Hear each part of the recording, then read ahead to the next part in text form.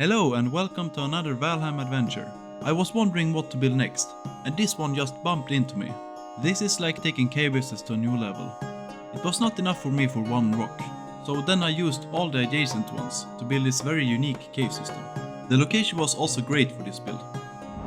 For the inside I had a lot of space to play with.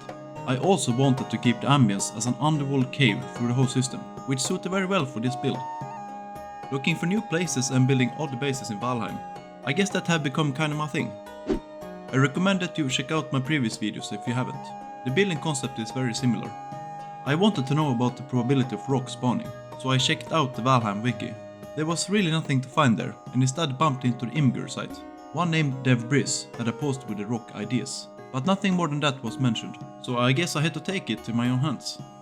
At first I noticed that you can find many of them close to the creeks, and of course the more density the better.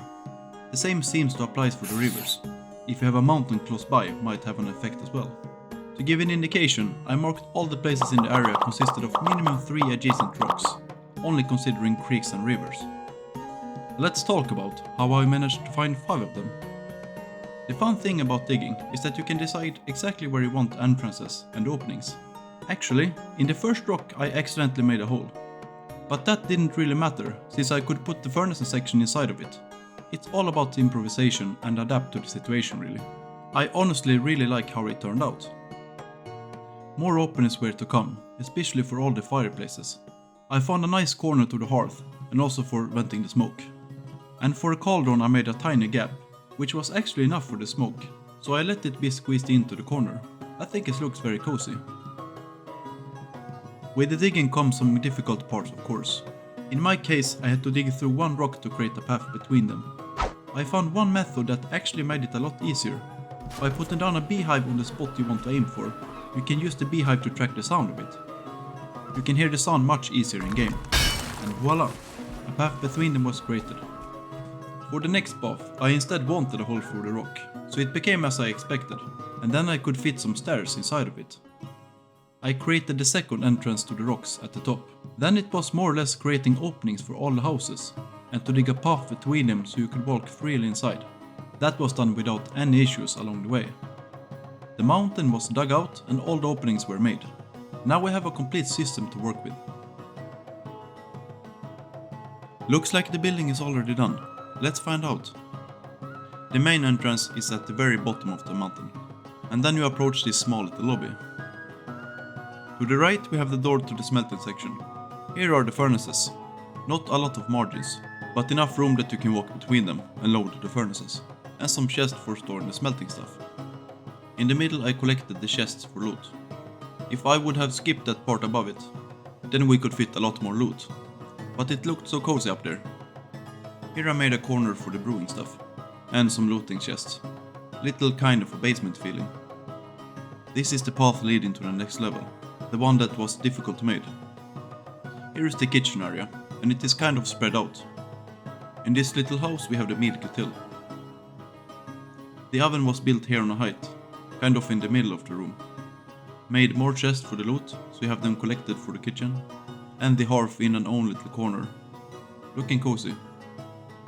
Here I put the preparation table. I like that it is built on a height, so you will have some overview. Up in this very narrow path you have the cauldron and all the upgrades. Might be possible to rearrange it a little bit. Next is the passage to the top. Had some empty space, so I put more loot boxes. Since the opening was big enough I could fit the spiral stairs, which turned out very nice. And here we are at the top platform, inside of this wooden clock tower kind of thing. I was not sure how I wanted the top platform. I just made it small and that you have a nice view from the top. Here we are at the entrance to the top rocks. First we have a small lobby, and then we have stairs up to the first workbench in an own little corner. Really like the ambience in this room, and it gives a small feeling of a mine. Follow the path down, we have the spinning wheel to the left that I squeezed in. Before we head to the last rock, we visit the headquarters. And yes, I could have done this room a lot bigger, but it would not suit to the rest of the build, and I think it also would look kinda weird on the mountain. We still have some space for beds, and we can always remove some stuff to make more.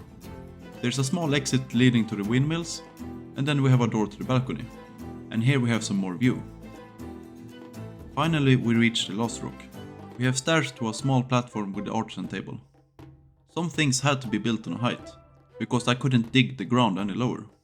Here I put one portal, so you don't have to walk through the whole system to get to the top, and also for transferring loot. In this small corridor we have one path leading to the blacksmith, which has an own house. Not too tight, and you still have some nice view.